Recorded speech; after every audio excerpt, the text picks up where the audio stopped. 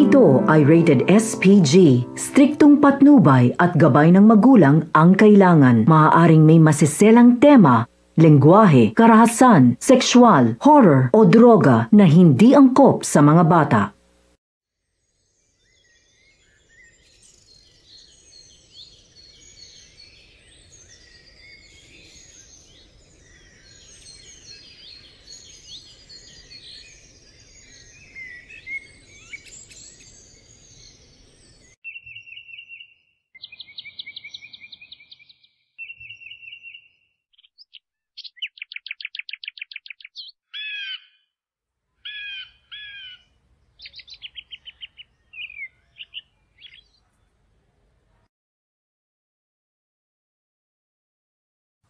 Sa oras na matapos ang aking mga tauhan sa parteng ito ng aming bayan, ito'y tuluyang mawawala at mapapasadahan ng semento.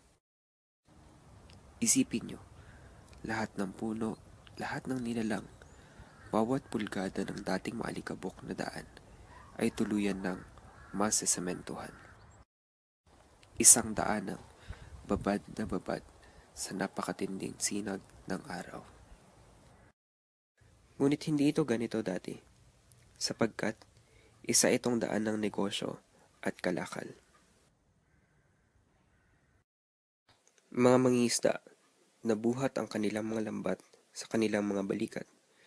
Mga kababaihang buhat-buhat ang mga sariwang isda sa kanilang mga ulo. Sila'y dumaraan sa daang ito papunta sa dagat o sa palengke ng bayan. Naaalala ko yung mga panahong pinapanood ko sila. Sila'y mga palakwento at masayahing mga tao na maihahalin tulad sa isang grupo ng mga ibon. Kayumanggi ang kanilang balat, malalakas at matitibay ang kanilang pangangatawan. Kanilang pinapasan ang pang-araw-araw na hirap ng paghuli at pagbenta ng isda para lang may pangkain sila sa araw-araw. Sila'y namumuhay ng simple. Aking hinangaan lalo na ang mga kababaihan, lalo na sa pagbuhay sa kanilang mga anak. Sila'y tatandang dagat ang paraan ng pamumuhay.